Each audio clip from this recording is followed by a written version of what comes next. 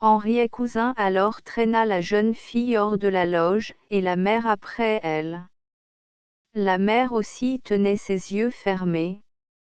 Le soleil se levait en ce moment, et il y avait déjà sur la place un assez bon amas de peuple qui regardait à distance ce qu'on traînait ainsi sur le pavé vers le gibet. Car c'était la mode du prévôt Tristan aux exécutions. Il avait la manie d'empêcher les curieux d'approcher. Il n'y avait personne aux fenêtres. On voyait seulement de loin, au sommet de celle des tours de Notre-Dame qui domine la grève, deux hommes détachés en noir sur le ciel clair du matin, qui semblaient regarder. Henriet Cousin s'arrêta avec ce qu'il traînait au pied de la fatale échelle, et, respirant à peine tant la chose l'apitoyait, il passa la corde autour du cou adorable de la jeune fille. La malheureuse enfant sentit l'horrible attouchement du chanvre. Elle souleva ses paupières, et vit le bras décharné du gibet de pierre étendu au-dessus de sa tête. Alors elle se secoua, et cria d'une voix haute et déchirante, « Non! Non! Je ne veux pas !» La mère, dont la tête était enfouie et perdue sous les vêtements de sa fille, ne dit pas une parole, seulement on vit frémir tout son corps et on l'entendit redoubler ses baisers sur son enfant. Le bourreau profita de ce moment pour dénouer vivement les bras dont elle étreignait la condamnée. Soit épuisement, soit désespoir, elle le laissa faire. Alors il prit la jeune fille sur son épaule, d'où la charmante créature retombait gracieusement pliée en deux sur sa large tête. Puis il mit le pied sur l'échelle pour monter. En ce moment la mère, accroupie sur le pavé, ouvrit tout à fait les yeux. Sans jeter un cri, elle se redressa avec une expression terrible, puis, comme une bête sur sa proie, elle se jeta sur la main du bourreau et le mordit. Ce fut un éclair. Le bourreau hurla de douleur. On accourut. On retira avec peine sa main sanglante d'entre les dents de la mère. Elle gardait un profond silence. On la repoussa assez brutalement, et l'on remarqua que sa tête retombait lourdement sur le pavé. On la releva. Elle se laissa de nouveau retomber. C'est qu'elle était morte.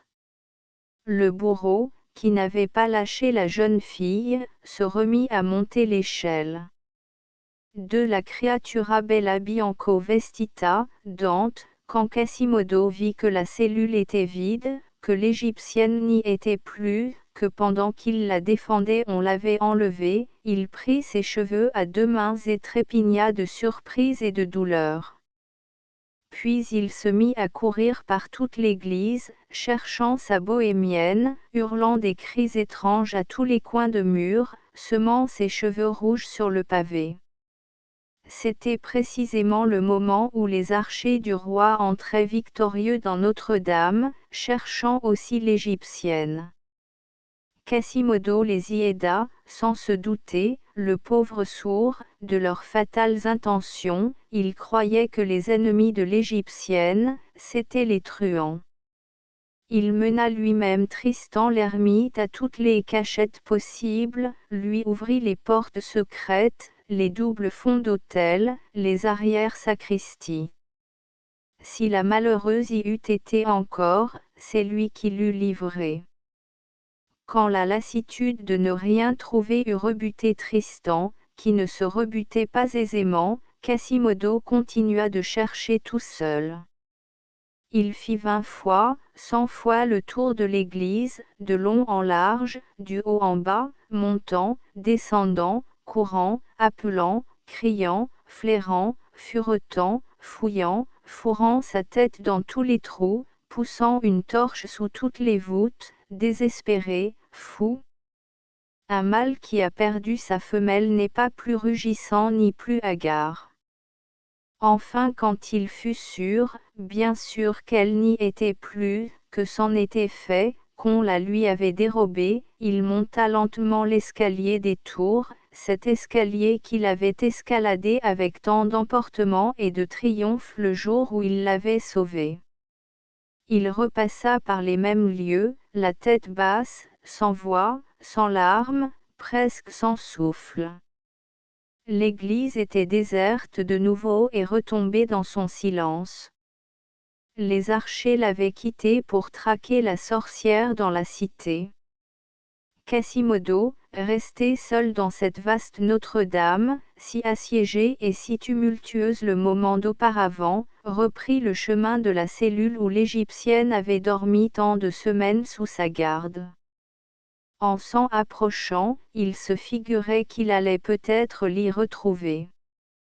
Quand, au détour de la galerie qui donne sur le toit des bas-côtés, il aperçut l'étroite logette avec sa petite fenêtre et sa petite porte, tapie sous un grand arc-boutant comme un nid d'oiseau sous une branche, le cœur lui manqua, au pauvre homme, et il s'appuya contre un pilier pour ne pas tomber. Il s'imagina qu'elle y était peut-être rentrée, qu'un bon génie l'y avait sans doute ramenée, que cette logette était trop tranquille, trop sûre et trop charmante pour qu'elle n'y fût point, et il n'osait faire un pas de plus, de peur de briser son illusion. Oui, se disait-il en lui-même, elle dort peut-être, ou elle prie. Ne la troublons pas. Enfin il rassembla son courage, il avança sur la pointe des pieds, il regarda, il entra. Vide. La cellule était toujours vide. Le malheureux sourd en fit le tour à pas lents, souleva le lit et regarda dessous, comme si elle pouvait être cachée entre la dalle et le matelas, puis il secoua la tête et demeura stupide. Tout à coup il écrasa furieusement sa torche du pied, et, sans dire une parole, sans pousser un soupir, il se précipita de toute sa course la tête contre le mur et tomba évanoui sur le pavé. Quand il revint à lui, il se jeta sur le lit, il s'y roula, il baisa avec frénésie la place tiède encore où la jeune fille avait dormi, il y resta quelques minutes immobile comme s'il allait y expirer, puis il se releva, ruisselant de sueur, haletant, insensé, et se mit à cogner les murailles de sa tête avec l'effrayante régularité du battant de ses cloches, et la résolution d'un homme qui veut l'y briser. Enfin il tomba une seconde fois, épuisé, il se traîna sur les genoux hors de la cellule et s'accroupit en face de la porte, dans une attitude d'étonnement. Il resta ainsi plus d'une heure sans faire un mouvement, l'œil fixé sur la cellule déserte, plus sombre et plus pensif qu'une mère assise entre un berceau vide et un cercueil plein. Il ne prononçait pas un mot, seulement, à de longs intervalles, un sanglot remuait violemment tout son corps, mais un sanglot sans larmes, comme ces éclairs d'été qui ne font pas de bruit. Il paraît que ce fut alors que, cherchant au fond de sa rêverie désolée quel pouvait être le ravisseur inattendu de l'Égyptienne, il songea à l'archidiacre. Il se souvint que Dom Claude avait seul une clé de l'escalier qui menait à la cellule, il se rappela ses tentatives nocturnes sur la jeune fille, la première à laquelle lui Quasimodo avait aidé, la seconde qui l'avait empêché. Il se rappela 1000 détails, et ne douta bientôt plus que l'archidiacre ne lui eût pris l'Égyptienne. Cependant tel était son respect du prêtre, la reconnaissance, le dévouement, l'amour pour cet homme avait de si profondes racines dans son cœur, qu'elle résistait, même en ce moment, aux ongles de la jalousie et du désespoir. Il songeait que l'archidiacre avait fait cela, et la colère de sang et de mort qu'il en eût ressentie contre tout autre, du moment où il s'agissait de Claude Frollo, se tournait chez le pauvre sourd en accroissement de douleur.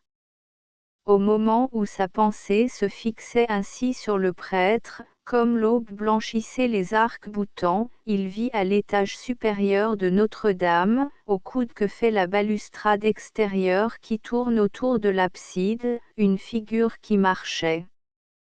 Cette figure venait de son côté. Il l'a reconnue. C'était l'archidiacre. Claude allait d'un pas grave et lent. Il ne regardait pas devant lui en marchant, il se dirigeait vers la tour septentrionale, mais son visage était tourné de côté, vers la rive droite de la Seine, et il tenait la tête haute, comme s'il eût tâché de voir quelque chose par-dessus les toits. Le hibou a souvent cette attitude oblique. Il vole vers un point et en regarde un autre. Le prêtre passa ainsi au-dessus de Quasimodo sans le voir. Le sourd, que cette brusque apparition avait pétrifié, le vit s'enfoncer sous la porte de l'escalier de la tour septentrionale. Le lecteur sait que cette tour est celle d'où l'on voit l'hôtel de ville. Quasimodo se leva et suivit l'archidiacre. Quasimodo monta l'escalier de la tour pour le monter, pour savoir pourquoi le prêtre le montait. Du reste, le pauvre sonneur ne savait ce qu'il ferait, lui Quasimodo, ce qu'il dirait, ce qu'il voulait. Il était plein de fureur et plein de crainte. L'archidiacre et l'égyptienne se heurtaient dans son cœur. Quand il fut parvenu au sommet de la tour, avant de sortir de l'ombre de l'escalier et d'entrer sur la plate-forme, il examina avec précaution où était le prêtre. Le prêtre lui tournait le dos. Il y a une balustrade percée à jour qui entoure la plate-forme du clocher. Le prêtre, dont les yeux plongeaient sur la ville, avait la poitrine appuyée à celui des quatre côtés de la balustrade qui regarde le pont Notre-Dame. Quasimodo, s'avançant à pas de loup derrière lui, alla voir ce qu'il regardait ainsi. L'attention du prêtre était tellement absorbée ailleurs qu'il n'entendit point le sourd marcher près de lui. C'est un magnifique et charmant spectacle que Paris, et le Paris d'alors surtout, vu du haut des tours Notre-Dame aux fraîches lueurs d'une aube d'été. On pouvait être, ce jour-là, en juillet. Le ciel était parfaitement serein. Quelques étoiles attardées s'y éteignaient sur divers points, et il y en avait une très brillante au levant dans le plus clair du ciel. Le soleil était au moment de paraître. Paris commençait à remuer. Une lumière très blanche et très pure faisait saillir vivement à l'œil tous les plans que ces 1000 maisons présentent à l'Orient. L'ombre géante des clochers allait de toit en toit d'un bout de la grande ville à l'autre. Il y avait déjà des quartiers qui parlaient et qui faisaient du bruit. Ici un coup de cloche, là un coup de marteau, là-bas le cliquetis compliqué d'une charrette en marche.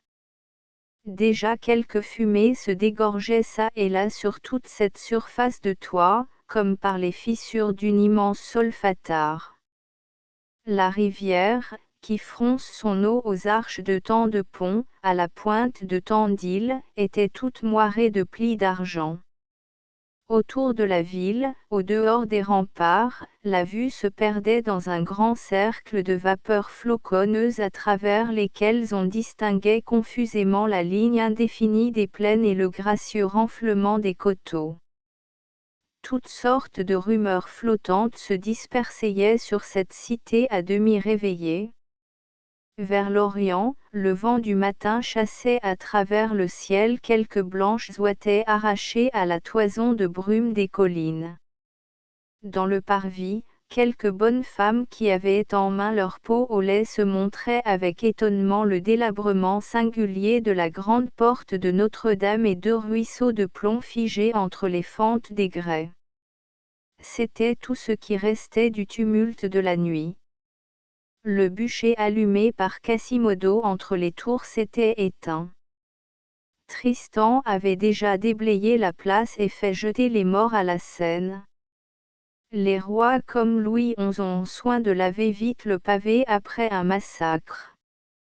En dehors de la balustrade de la tour, précisément au-dessous du point où s'était arrêté le prêtre, il y avait une de ces gouttières de pierre fantastiquement taillées qui hérissent les édifices gothiques, et dans une crevasse de cette gouttière deux jolis giroflées en fleurs, secouées et rendues comme vivantes par le souffle de l'air, se faisaient des salutations folâtres.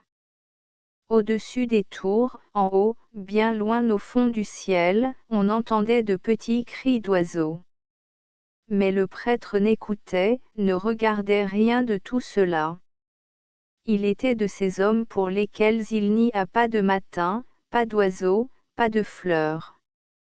Dans cet immense horizon qui prenait tant d'aspects autour de lui, sa contemplation était concentrée sur un point unique. Quasimodo brûlait de lui demander ce qu'il avait fait de l'Égyptienne. Mais l'archidiacre semblait en ce moment être hors du monde. Il était visiblement dans une de ces minutes violentes de la vie où l'on ne sentirait pas la terre crouler. Les yeux invariablement fixés sur un certain lieu, il demeurait immobile et silencieux, et ce silence et cette immobilité avaient quelque chose de si redoutable que le sauvage sonneur frémissait devant et n'osait s'y heurter. Seulement, et c'était encore une manière d'interroger l'archidiacre, il suivit la direction de son rayon visuel, et de cette façon le regard du malheureux sourd tomba sur la place de Grève. Il vit ainsi ce que le prêtre regardait. L'échelle était dressée près du gibet permanent. Il y avait quelques peuples dans la place et beaucoup de soldats. Un homme traînait sur le pavé une chose blanche à laquelle une chose noire était accrochée. Cet homme s'arrêta au pied du gibet. Ici il se passa quelque chose que Quasimodo ne vit pas bien. Ce n'est pas que son œil unique n'eût conservé sa longue portée, mais il y avait un gros de soldats qui empêchait de distinguer tout. D'ailleurs en cet instant le soleil parut, et un tel flot de lumière déborda par-dessus l'horizon qu'on eût dit que toutes les pointes de Paris, flèches, cheminées, pignons, prenaient feu à la fois. Cependant l'homme se mit à monter l'échelle. Alors Quasimodo le revit distinctement. Il portait une femme sur son épaule, une jeune fille vêtue de blanc, cette jeune fille avait un œil au cou. Quasimodo la reconnut. C'était elle. L'homme parvint ainsi au haut de l'échelle. Là il arrangea le nœud. Ici le prêtre, pour mieux voir, se mit à genoux sur la balustrade. Tout à coup l'homme repoussa brusquement l'échelle du talon, et Quasimodo qui ne respirait plus depuis quelques instants vit se balancer au bout de la corde, à deux toises au-dessus du pavé, la malheureuse enfant avec l'homme accroupi les pieds sur ses épaules. La corde fit plusieurs tours sur elle-même, et Quasimodo vit courir d'horribles convulsions le long du corps de l'Égyptienne. Le prêtre, de son côté, le cou tendu, l'œil hors de la tête, contemplait ce groupe épouvantable de l'homme et de la jeune fille, de l'araignée et de la mouche. Au moment où c'était le plus effroyable, un rire de démon, un rire qu'on ne peut avoir que lorsqu'on n'est plus homme, éclata sur le visage livide du prêtre. Quasimodo n'entendit pas ce rire, mais il le vit. Le sonneur recula de quelques pas derrière l'archidiacre, et tout à coup, se ruant sur lui avec fureur, de ses deux grosses mains il le poussa par le dos dans l'abîme sur lequel Dom Claude était penché. Le prêtre cria, « Damnation !» et tomba. La gouttière au-dessus de laquelle il se trouvait l'arrêta dans sa chute. Il s'y accrocha avec des mains désespérées, et, au moment où il ouvrit la bouche pour jeter un second cri, il vit passer au rebord de la balustrade, au-dessus de sa tête, la figure formidable et vengeresse de Quasimodo. Alors il se tut. L'abîme était au-dessous de lui. Une chute de plus de 200 pieds, et le pavé. dans cette situation terrible, l'archidiacre ne dit pas une parole, ne poussa pas un gémissement. Seulement il se tordit sur la gouttière avec des efforts inouïs pour remonter. Mais ses mains n'avaient pas de prise sur le granit, ses pieds rayaient la muraille noircie, sans y mordre. Les personnes qui ont monté sur les tours de Notre-Dame savent qu'il y a un renflement de la pierre immédiatement au-dessous de la balustrade. C'est sur cet angle rentrant que s'épuisait le misérable archidiacre. Il n'avait pas affaire à un mur à pic, mais à un mur qui fuyait sous lui. Quasimodo n'eut eu pour le tirer du gouffre qu'à lui tendre la main, mais il ne le regardait seulement pas. Il regardait la grève. Il regardait le gibet. Il regardait l'Égyptienne. Le sourd s'était accoudé sur la balustrade à la place où était l'archidiacre le moment d'auparavant, et là, ne détachant pas son regard du seul objet qu'il y eût pour lui au monde en ce moment, il était immobile et muet comme un homme foudroyé, et un long ruisseau de pleurs coulait en silence de cet œil qui jusqu'alors n'avait encore versé qu'une seule larme. Cependant l'archidiacre haletait. Son front chauve ruisselait de sueur, ses ongles saignaient sur la pierre, ses genoux s'écorchaient au mur. Il entendait sa soutane accrochée à la gouttière craquer et se découdre à chaque secousse qu'il lui donnait. Pour comble de malheur, cette gouttière était terminée par un tuyau de plomb qui fléchissait sous le poids de son corps. L'archidiacre sentait ce tuyau ployer lentement. Il se disait, le misérable, que quand ses mains seraient brisées de fatigue, quand sa soutane serait déchirée, quand ce plomb serait ployé, il faudrait tomber, et l'épouvante le prenait aux entrailles. Quelquefois il regardait avec égarement une espèce d'étroit plateau formé à quelques 10 pieds plus bas par des accidents de sculpture, et il demandait au ciel dans le fond de son âme en détresse de pouvoir finir sa vie sur cet espace de 2 pieds carrés, duel duré 100 années. Une fois, il regarda au-dessous de lui dans la place, dans l'abîme, la tête qu'il releva fermait les yeux et avait les cheveux tout droits. C'était quelque chose d'effrayant que le silence de ces deux hommes. Tandis que l'archidiacre à quelques pieds de lui agonisait de cette horrible façon, Quasimodo pleurait et regardait la grève. L'archidiacre, voyant que tous ces soubresauts ne servaient qu'à ébranler le fragile point d'appui qui lui restait, avait pris le parti de ne plus remuer. Il était là, embrassant la gouttière, respirant à peine, ne bougeant plus, n'ayant plus d'autre mouvement que cette convulsion machinale du ventre qu'on éprouve dans les rêves quand on croit se sentir tomber. Ses yeux fixes étaient ouverts d'une manière maladive et étonnée. Peu à peu cependant, il perdait du terrain, ses doigts glissaient sur la gouttière, il sentait de plus en plus la faiblesse de ses bras et la pesanteur de son corps, la courbure du plomb qui le soutenait s'inclinait à tout moment d'un cran vers l'abîme. Il voyait au-dessous de lui, chose affreuse, le toit de Saint-Jean-le-Rond petit comme une carte ployée en deux.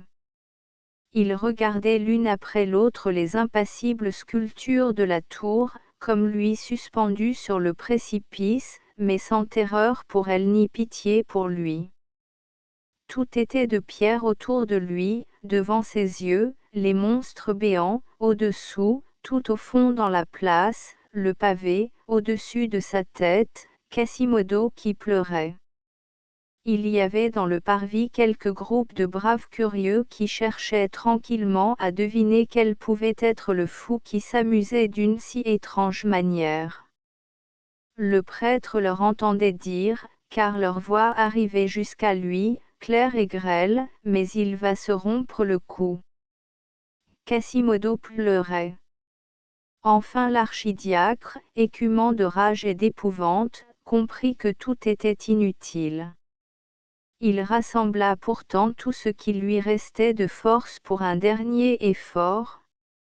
Il se roidit sur la gouttière, repoussa le mur de ses deux genoux, s'accrocha des mains à une fente des pierres et parvint à regrimper d'un pied peut-être, mais cette commotion fit ployer brusquement le bec de plomb sur lequel il s'appuyait. Du même coup la soutane s'éventra. Alors, sentant tout manquer sous lui, n'ayant plus que ses mains roidies et défaillantes qui tinssent à quelque chose, l'infortuné ferma les yeux et lâcha la gouttière. Il tomba. Quasimodo le regarda tomber. Une chute de si haut est rarement perpendiculaire. L'archidiacre lancé dans l'espace tomba d'abord la tête en bas et les deux mains étendues, puis il fit plusieurs tours sur lui-même. Le vent le poussa sur le toit d'une maison où le malheureux commença à se briser. Cependant il n'était pas mort quand il y arriva. Le sonneur le vit essayer encore de se retenir au pignon avec les ongles. Mais le plan était trop incliné, et il n'avait plus de force. Il glissa rapidement sur le toit comme une tuile qui se détache, et alla rebondir sur le pavé. Là, il ne remua plus. Quasimodo alors releva son œil sur l'Égyptienne dont il voyait le corps, suspendu au gibet, frémir au loin sous sa robe blanche des derniers tressaillements de l'agonie, puis il le rabaissa sur l'archidiacre étendu au bas de la tour et n'ayant plus forme humaine, et il dit avec un sanglot qui souleva sa profonde poitrine, « Oh! Tout ce que j'ai aimé !» 3 mariages de Phébus vers le soir de cette journée, quand les officiers judiciaires de l'évêque vinrent relever sur le pavé du parvis le cadavre disloqué de l'archidiacre, Quasimodo avait disparu de Notre-Dame. Il courut beaucoup de bruit sur cette aventure.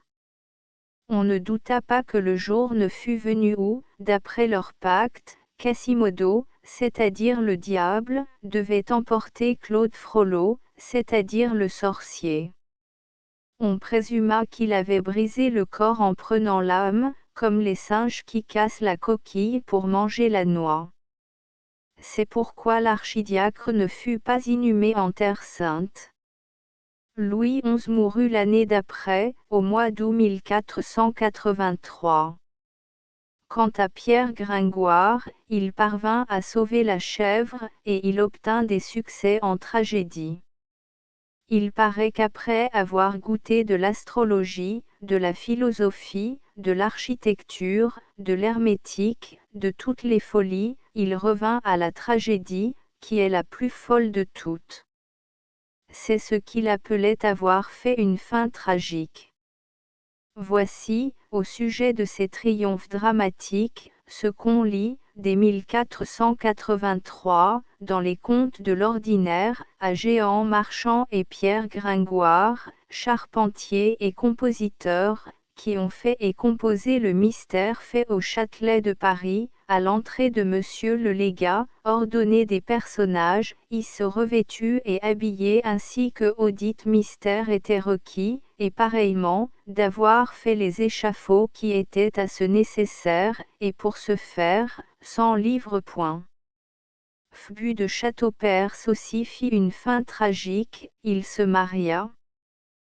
4 mariages de Quasimodo. Nous venons de dire que Quasimodo avait disparu de Notre-Dame le jour de la mort de l'Égyptienne et de l'archidiacre. On ne le revit plus en effet, on ne sut ce qu'il était devenu. Dans la nuit qui suivit le supplice de la Esmeralde, les gens des basses œuvres avaient détaché son corps du gibet et l'avaient porté, selon l'usage, dans la cave de Montfaucon. Montfaucon était, comme dit Sauval, le plus ancien et le plus superbe gibet du royaume. Entre les faubourgs du Temple et de Saint-Martin, à environ 160 toises des murailles de Paris, à quelques portées d'arbalète de la Courtille, on voyait au sommet d'une éminence douce, insensible, assez élevé pour être aperçu de quelques lieues à la ronde, un édifice de forme étrange, qui ressemblait assez à un cromlech celtique, et où il se faisait aussi des sacrifices humains. Qu'on se figure, au couronnement d'une butte de plâtre, un gros parallélépipède de maçonnerie, haut de 15 pieds, large de 30, long de 40, avec une porte, une rampe extérieure et une plateforme. Sur cette plateforme 16 énormes piliers de pierre brute, debout, hauts de 30 pieds, disposés en colonnade autour de 3 des 4 côtés du massif qui les supporte, liés entre eux à leur sommet par de fortes poutres où pendent des chaînes d'intervalle en intervalle. À toutes ces chaînes, des squelettes, aux alentours, dans la plaine, une croix de pierre et 2 gibets de second ordre qui semblent pousser de bouture autour de la fourche centrale. Au-dessus de tout cela, dans le ciel, un vol perpétuel de corbeaux. Voilà Montfaucon. À la fin du XVe siècle, le formidable gibet, qui datait de 1328, était déjà fort décrépit. Les poutres étaient vermoulues, les chaînes rouillées, les piliers verts de moisissure. Les assises de pierre de taille étaient toutes refendues à leur jointure, et l'herbe poussait sur cette plateforme où les pieds ne touchaient pas. C'était un horrible profil sur le ciel que celui de ce monument, la nuit surtout, quand il y avait un peu de lune sur ces crânes blancs, ou quand la bise du soir froissait chaînes et squelettes et remuait tout cela dans l'ombre. Il suffisait de ce gibet présent là pour faire de tous les environs des lieux sinistres. Le massif de pierre qui servait de base à l'odieux édifice était creux. On y avait pratiqué une vaste cave, fermée d'une vieille grille de fer détraqué, où l'on jetait non seulement les débris humains qui se détachaient des chaînes de Montfaucon, mais les corps de tous les malheureux exécutés aux autres gibets permanents de Paris. Dans ce profond charnier où tant de poussières humaines et tant de crimes ont pourri ensemble, bien des grands du monde, bien des innocents sont venus successivement apporter leurs os, depuis Enguerrand de Marigny, qui étrenna Montfaucon et qui était injuste, jusqu'à l'amiral de Coligny, qui en fit la clôture et qui était injuste. Quant à la mystérieuse disparition de Quasimodo, voici tout ce que nous avons pu découvrir. 2 ans environ ou 18 mois après les événements qui terminent cette histoire, quand on vint rechercher dans la cave de Montfaucon le cadavre d'Olivier le Daim, qui avait été pendu 2 jours auparavant, et à qui Charles VIII accordait la grâce d'être enterré à Saint-Laurent en meilleure compagnie, on trouva parmi toutes ces carcasses hideuses 2 squelettes dont l'un tenait l'autre singulièrement embrassé. L'un de ces 2 squelettes, qui était celui d'une femme, avait encore quelques lambeaux de robe d'une étoffe qui avait été blanche, et on voyait autour de son cou un collier de grains d'adrézarac avec un petit sachet de soie, orné de verroterie verte, qui était ouvert et vide. Ces objets avaient si peu de valeur que le bourreau sans doute n'en avait pas voulu. L'autre, qui tenait celui-ci étroitement embrassé, était un squelette d'homme. On remarqua qu'il avait la colonne vertébrale déviée, la tête dans les omoplates, et une jambe plus courte que l'autre. Il n'avait d'ailleurs aucune rupture de vertèbre à la nuque, et il était évident qu'il n'avait pas été pendu. L'homme auquel il avait appartenu était donc venu là, et il y était mort. Quand on voulut le détacher du squelette qui l'embrassait, il tomba en poussière. Note I. Sur la page du titre, on lit dans le manuscrit de Notre-Dame de Paris la note suivante: j'ai écrit les 3 ou 4 premières pages de Notre-Dame de Paris le 25 juillet 1830. La Révolution de juillet m'interrompit. Puis ma chère petite Adèle vint au monde, qu'elle soit bénie. Je me remis à écrire Notre-Dame de Paris le 1er septembre, et l'ouvrage fut terminé le 15 janvier 1831. Le chapitre 1, la grande salle, commençait ainsi dans le manuscrit: il y a aujourd'hui, 25 juillet 1830, 348 ans 6 mois et 19 jours, etc. Les mots 25 juillet 1830 ont été biffés.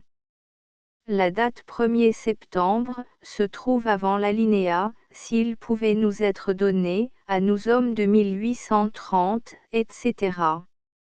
Au bas de la dernière page, on lit 15 janvier 1831. 6h30 du soir. Note 2.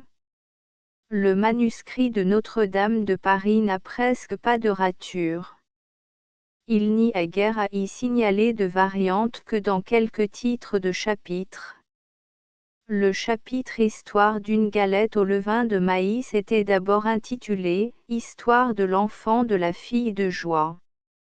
Le chapitre Qu'un prêtre et un philosophe sont deux, le philosophe marié. Le chapitre Le petit soulier, la chèvre est sauvée. Table du tome second, livre 7e.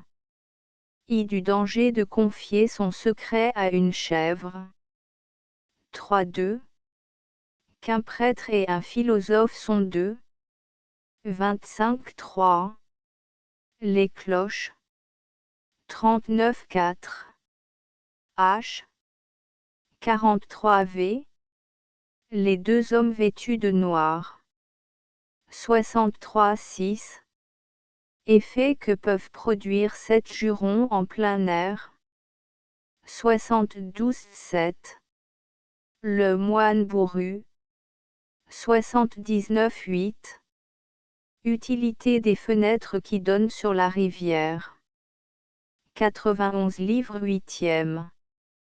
Il écu changé en feuilles sèches. 107.2. Suite de l'écu changé en feuilles sèches. 121.3. Fin de l'écu changé en feuilles sèches. 129.4. La Ciatonie speranza. 134v. La mer. 155.6. Trois cœurs d'hommes faits différemment. 162 livre 9e. I fièvre. 189.2. Bossu, borgne, boiteux. 206.3. Sourd. 212.4. Grès et cristal. 217v. La clé de la porte rouge. 233.6. Suite de la clé de la porte rouge. 236 livre 10e. Y Gringoire a plusieurs bonnes idées de suite rue des Bernardins. 243.2. Faites-vous truand. 259.3. Vive la joie. 263.4. Un maladroit ami. 275v. Le retrait où dit ses heures Monsieur Louis de France. 304.6. Petite flambe en baguenot. 349.7. Château perse à la rescousse. 351 livre 11e. I le petit soulier. 357.2. La creatura bella bianco vestita. 406.3. Mariage de Phbu. 419.4. Mariage de Quasimodo. 421 notes. 425 4802 MP de l'édition et de l'industrie, Montrouge, Seine, .1 1927. Au lecteur, cette version numérisée reproduit dans son intégralité la version originale. les erreurs manifestes de typographie ont été corrigées. La ponctuation a pu faire l'objet de quelques corrections mineures. Astérisque astérisque astérisque End of the Project Gutenberg e-book Notre-Dame de Paris, tome 2 astérisque astérisque astérisque Updated editions will replace the previous one. The all editions will be renamed. Creating the works from print editions not protected by US copyright law means that no one owns a United States copyright in these works, so the Foundation, and you, can copy and distribute it in the United States without permission and without paying copyright royalty.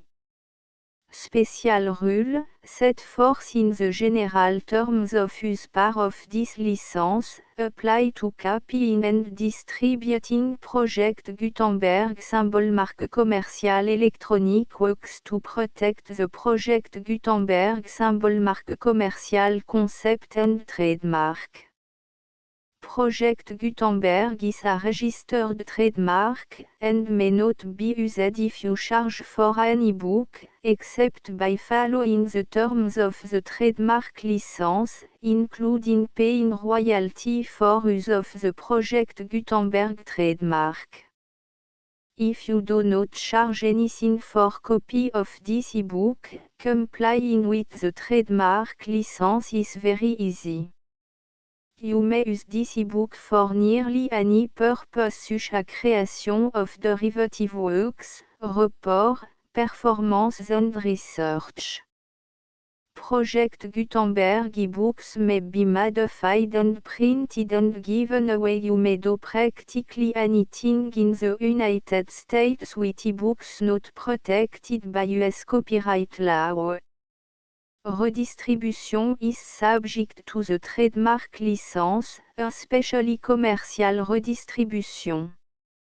Start, full license. The full Project Gutenberg license. Please read this before you distribute or use this work to protect the Project Gutenberg symbol marque commercial mission of promoting the free distribution of electronic works, by using or distributing this work, or any other work associated in any way with the phrase Project Gutenberg, you agree to comply with all the terms of the full Project Gutenberg symbol marque commercial license available with this file or online at www.gutenberg.org/licence.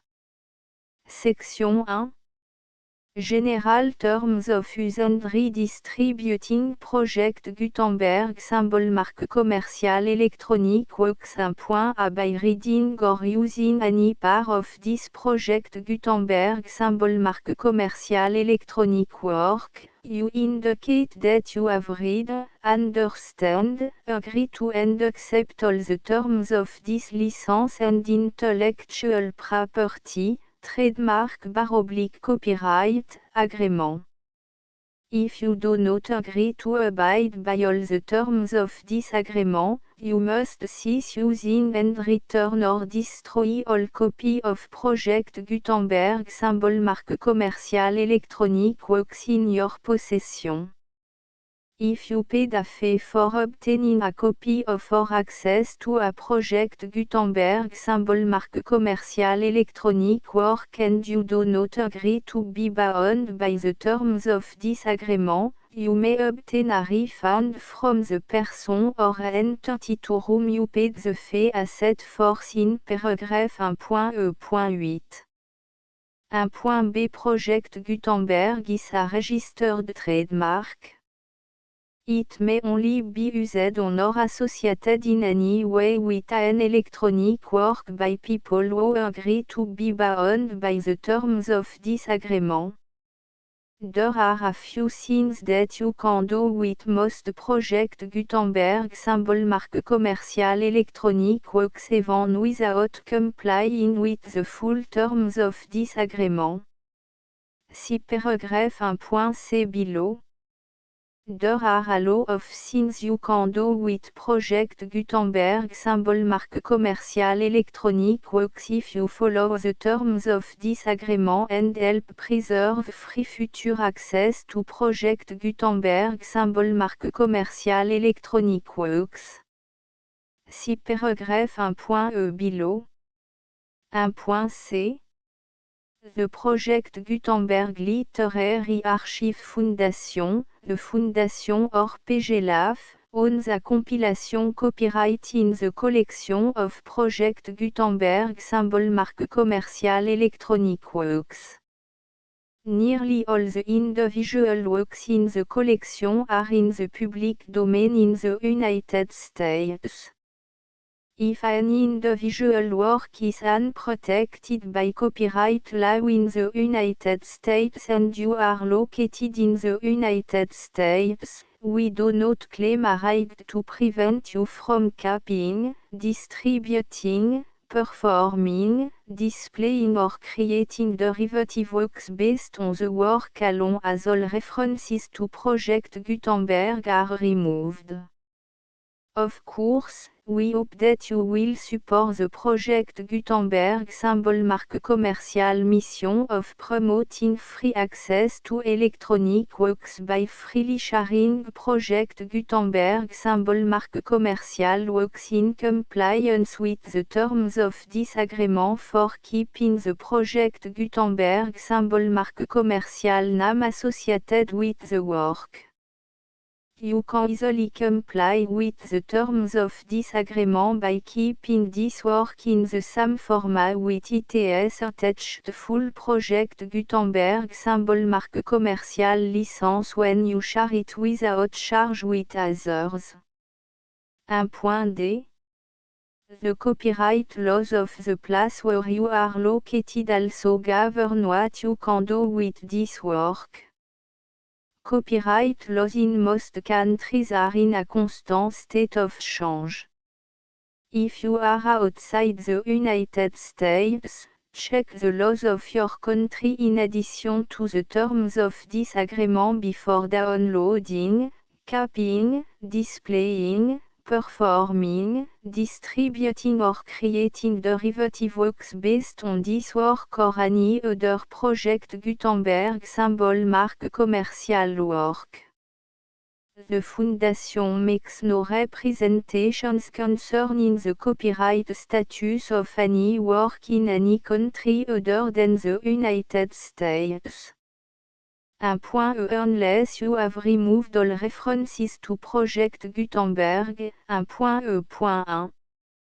The following sentence, with active links to, or other immediate access to, the full Project Gutenberg symbol marque commercial license must appear prominently whenever any copy of a Project Gutenberg symbol marque commercial work, any work on which the phrase Project Gutenberg appears, or with which the phrase Project Gutenberg is associated, is accessed, displayed, performed, viewed, copied or distributed. This ebook is for the use of anyone anywhere in the United States and most other parts of the world at no cost and with almost no restriction whatsoever.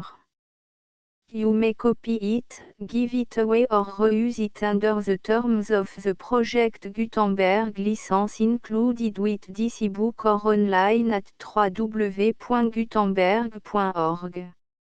If you are not located in the United States, you will have to check the laws of the country where you are located before using this ebook.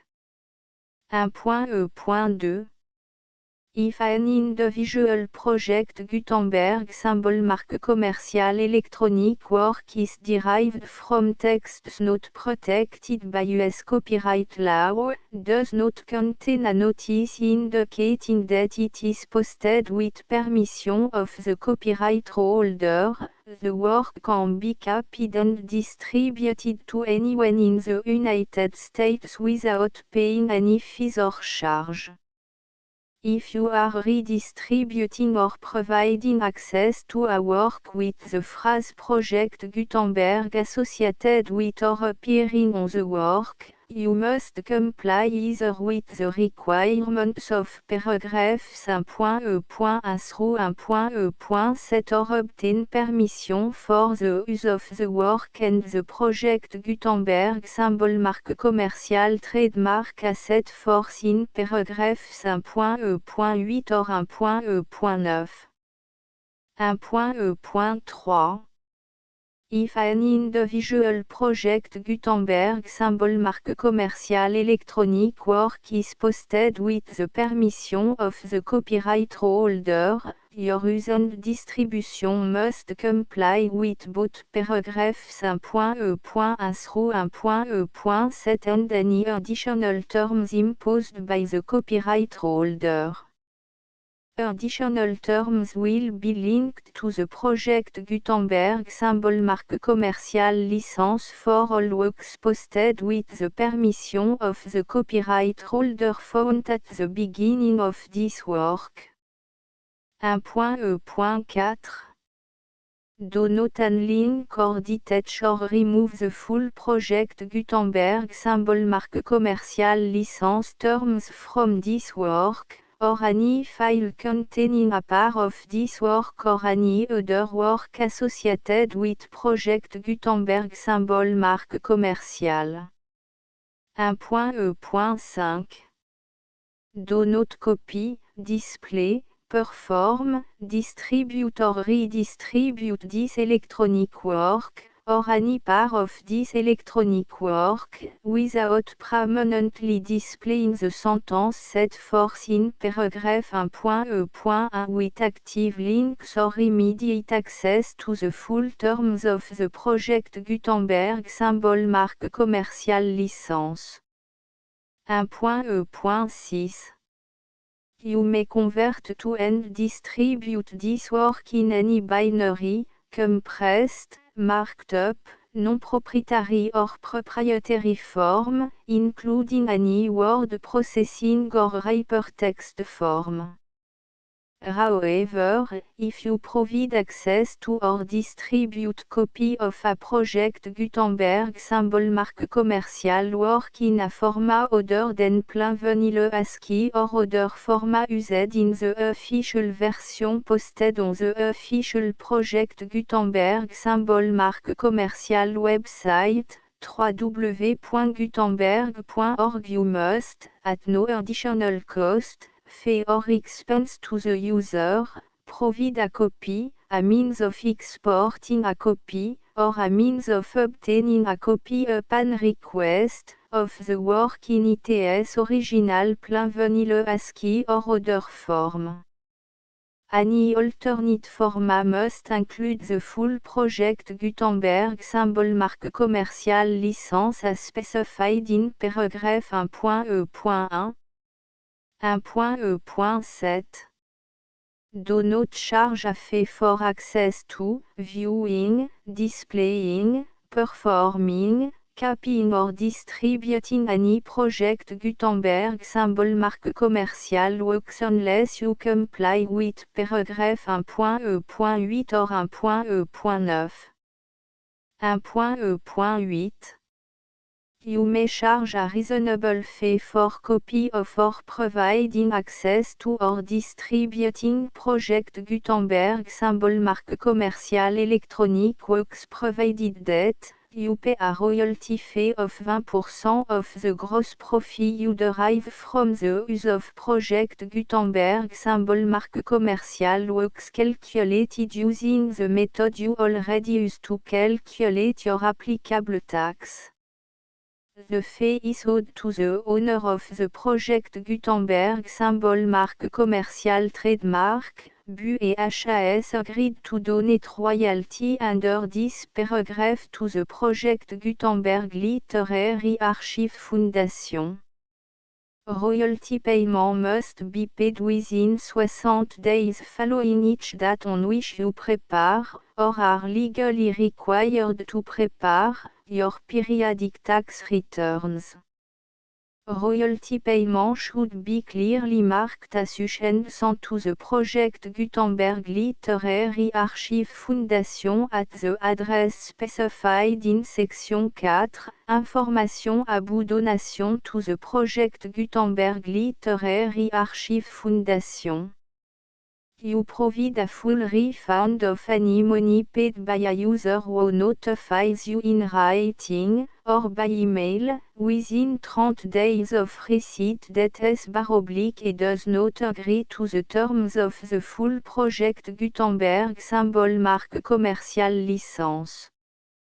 You must require such a user to return or destroy all copy of the works possessed in a physical medium and discontinue all use of and all access to other copy of Project Gutenberg symbol marque commercial works.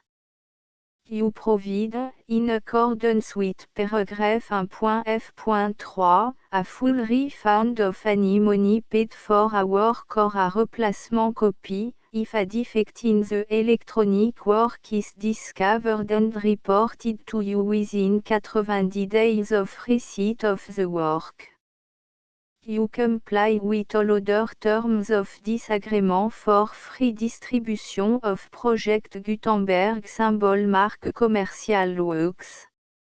1.e.9 If you wish to charge a fee or distribute a Project Gutenberg symbol marque commercial electronic work or group of works on different terms than are set forth in this agreement, you must obtain permission in writing from the Project Gutenberg Literary Archive Foundation, the manager of the Project Gutenberg symbol marque commercial trademark. Contact the Foundation as set forth in section 3 below. 1.f1.f.1 Project Gutenberg volunteers and employees expend considerable effort to identify, do copyright research on, transcribe and proofread works not protected by US copyright law in creating the Project Gutenberg symbol marque commercial collection. Despite these efforts, Project Gutenberg symbol marque commercial electronic works, and the medium on which they may be stored, may contain defects such as, but not limited to, incomplete, inaccurate or corrupt data, transcription errors, a copyright or other intellectual property infringement, a defective or damaged disk or other medium, a computer virus, or computer code that damage or cannot be read by your equipment. 1.f.2 Limited warranty, disclaimer of damage, except for the right of replacement or refund described in paragraph 1.f.3, the Project Gutenberg Literary Archive Foundation, the owner of the Project Gutenberg symbol marque commercial trademark, and any other party distributing a Project Gutenberg symbol marque commercial electronic work under this agreement, disclaim all liability to you for damages, costs and expenses, including legal fees. You agree that you have no remedy for negligence, strict liability, breach of warranty or breach of contract except those provided in paragraph 1.f.3. You agree that the Foundation, the trademark owner, and any distributor under this agreement will not be liable to you for actual, direct, indirect, consequential, punitive or incidental damages even if you give notice of the possibility of such damage. 1.f.3 Limited right of replacement or refund, if you discover a defect in this electronic work within 90 days of receiving it, you can receive a refund of the money, if any, you paid for it by sending a written explanation to the person you received the work from. If you received the work on a physical medium, you must return the medium with your written explanation. The person or entity that provided you with the defective work may elect to provide a replacement copy in lieu of a refund. If you received the work electronically, the person or entity providing it to you may choose to give you a second opportunity to receive the work electronically in lieu of a refund. If the second copy is also defective, you may demand a refund in writing without further opportunities to fix the problem. 1.f.4 Except for the limited right of replacement or refund set forth in paragraph 1.f.3, this work is provided to you as, with no other warranties of any kind, express or imply, including but not limited to warranties of merchantability or fitness for any purpose. 1.f.5 Some states do not allow disclaimers of certain implied warranties or the exclusion or limitation of certain type of damages.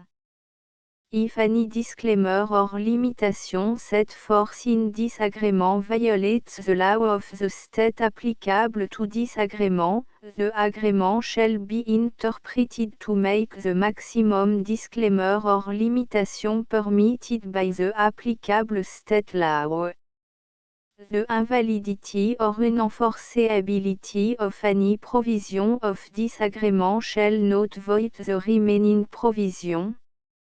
1.f.6 Indemnity, you agree to indemnify and hold the foundation, the trademark owner, any agent or employee of the foundation, anyone providing copy of Project Gutenberg symbol marque commercial electronic works in accordance with this agreement, and any volunteers associated with the production, promotion and distribution of Project Gutenberg symbol marque commercial electronic works, harmless from all liability, costs and expenses, including legal fees, that arise directly or indirectly from any of the following which you do or cause to occur.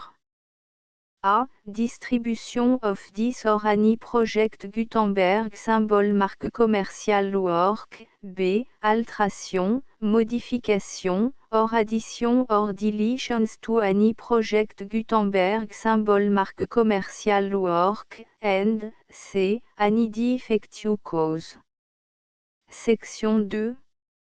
Information about the mission of Project Gutenberg symbol marque commercial. Project Gutenberg symbol marque commercial is synonymous with the free distribution of electronic works in format readable by the widest variety of computers including obsolete, old, middle-aged and new computers.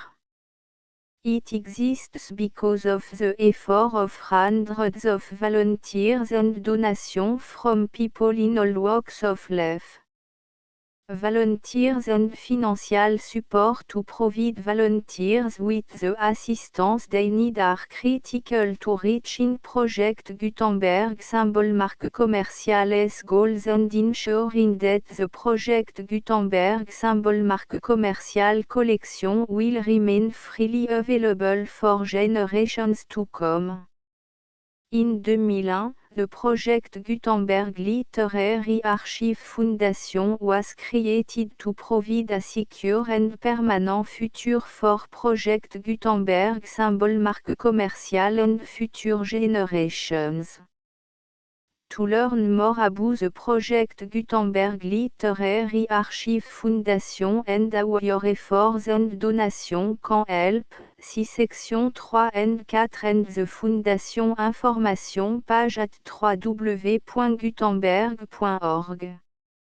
Section 3 Information about the Project Gutenberg Literary Archive Foundation. The Project Gutenberg Literary Archive Foundation is a non-profit 501 c3 educational corporation organized under the laws of the state of Mississippi and granted tax-exempt status by the Internal Revenue Service. The Fondation SEIN or Federal Tax Identification Number is 64 à 6 221 541. Contribution to the Project Gutenberg Literary Archive Foundation are tax deductible to the full extent permitted by U.S. federal laws and your state's laws. The Foundation's business office is located at 809 North 1500 West, Salt Lake City, U84116, 801, 596 à 1887. Email contact links and up-to-date contact information can be found at the Foundation's website and official page at www.gutenberg.org/contact. Section 4. Information about donation to the Project Gutenberg Literary Archive Foundation. Project Gutenberg symbol marque commerciale depends upon and cannot survive without widespread public support and donation to carry out its mission of increasing the number of public domain and licensed works that can be freely distributed in machine-readable form accessible by the widest array of equipment including outdated equipment. Many small donations, $1 to $5,000, are particularly important to maintaining tax-exempt status with the IRS. The Foundation is committed to complying with the laws regulating charities and charitable donations in all 50 states of the United States. Compliance requirements are not uniform and it takes a considerable effort, much paperwork and money fees to meet and keep up with these requirements. We do not solicit donations in locations where we have not received written confirmation of compliance. To send donation or determine the status of compliance for any particular state, visit www.gutenberg.org/donate.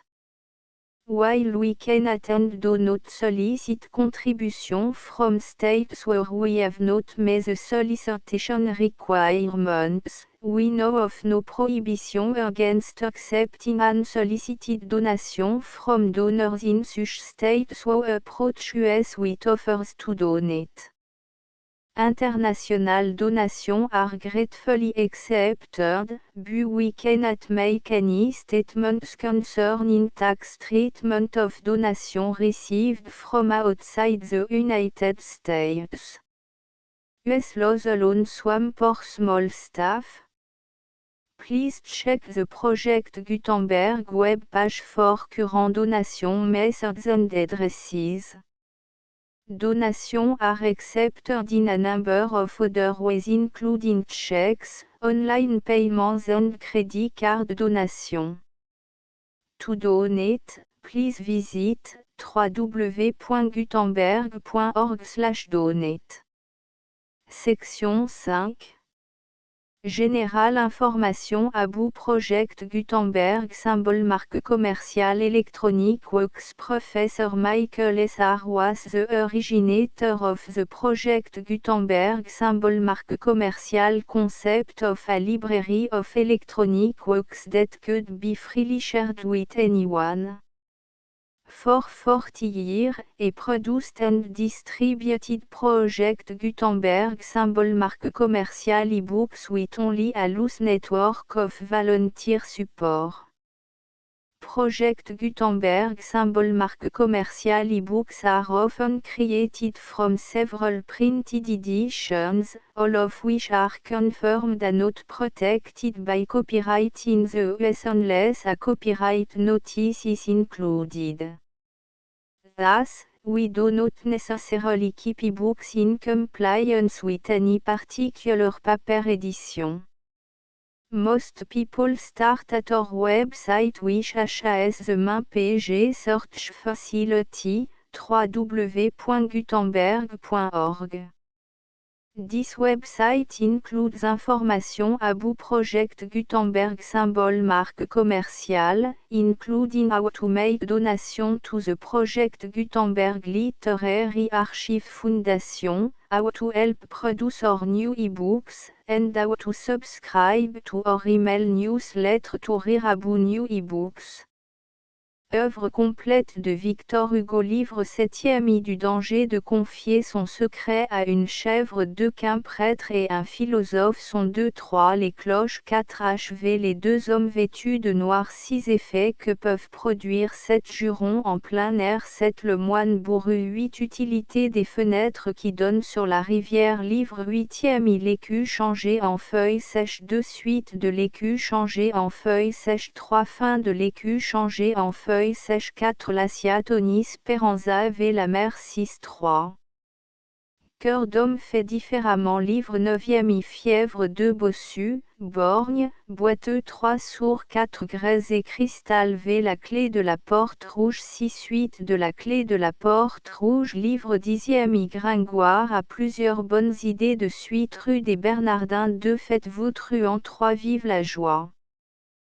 4 un maladroit ami v le retrait ou dit ses heures. Monsieur Louis de France. 6 petites flambes en baguenot. 7 château perse à la rescousse. Livre 11e. Le petit soulier. 2 la creatura bella bianco vestita, Dante. 3 mariage de Phébus. 4 mariage de Quasimodo. Note table du tome second au lecteur. The Full Project Gutenberg licence 1 3 4 5 6 7 8 9 1 0 11 12 13 14 1 5 16 17 18 19 2 0 21 22 23 24 2 5 26 27 28 29 3 0 31 32 33 34 3 6 37 38 39 44 1 42 43 44 45 4 6 47 48 49 55 1 52 53 54 55 5 6 57 58 59 60 6 1 62 63 64 65 6 6 67 68 69 77 1 72 73 74 75 7 6 77 78 79 88 1 82 83 84 85 8 6 87 88 89 90 90 B9 1 92 93 94 95 96 97 98 99 billions 100 milliards 101 millions 102 100 305 billions 107 milliards 108 millions 109 110 111 billions 112 milliards 115 millions 116 117 118 billions 119 milliards 120 millions 121 122 123 billions 124 milliards 125 millions 126 127 128 billions 129 milliards 130 millions 131 132 133 billions 134 milliards 135 millions 136 137 138 billions 139 milliards 140 millions 141 142 143 144 milliards 145 146 147 148 149 milliards 150 151 153 154 155 milliards 156 157 158 160 161 milliards 162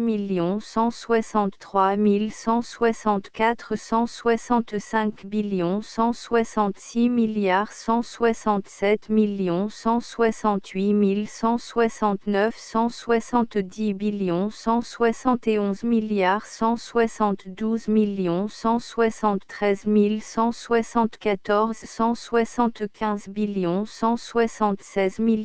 177 178 179 180 181 milliards 182 183 184 185 186 milliards 187 189 190 191 192 milliards 193 194 195 196 197 milliards 198 199 200 201 202 milliards 203 204 205 206 207 milliards 208 209 210 211 212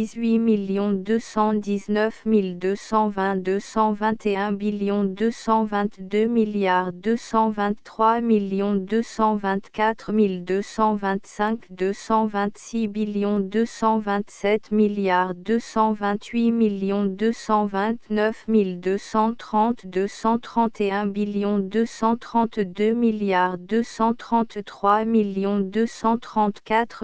225 226 227 milliards 228 229 230 231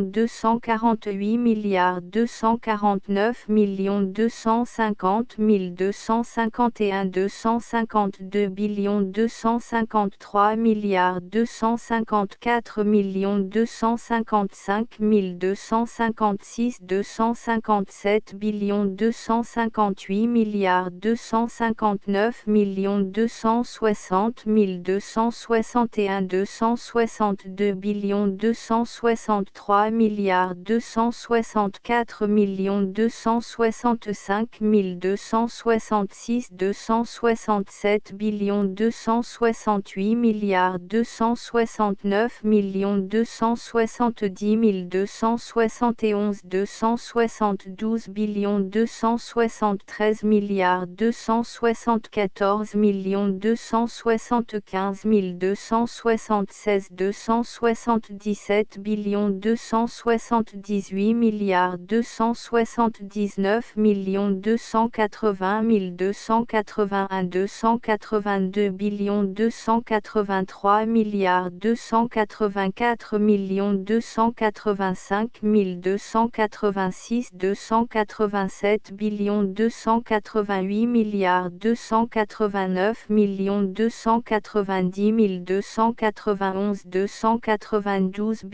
293 milliards 294 295 296 297 298 milliards 299 300 300 301 302 303 304 305 306 307 308 309 310 311 312 313 314 315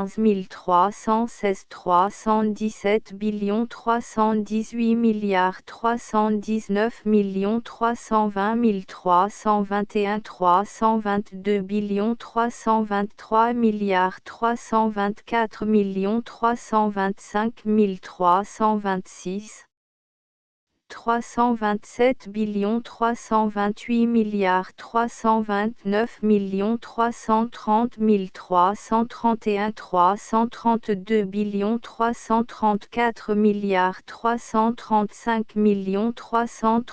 336 337 338 339 340 341 342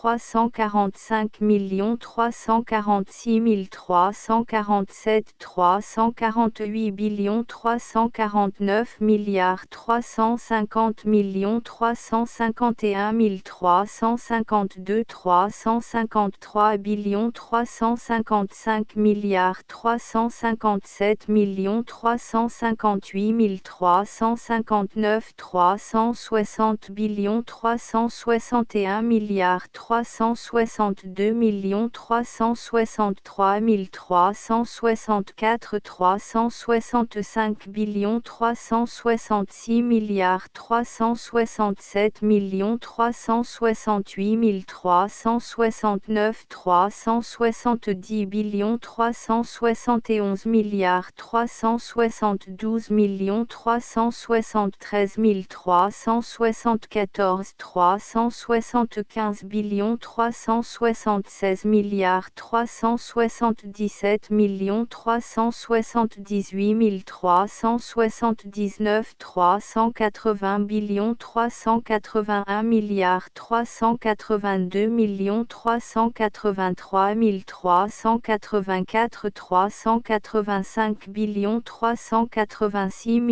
388 389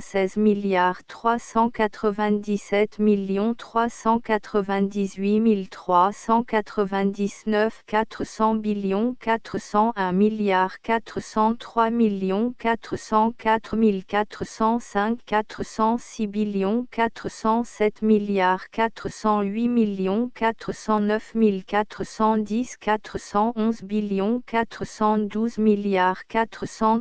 409 410 411 412 413 414 415 416 417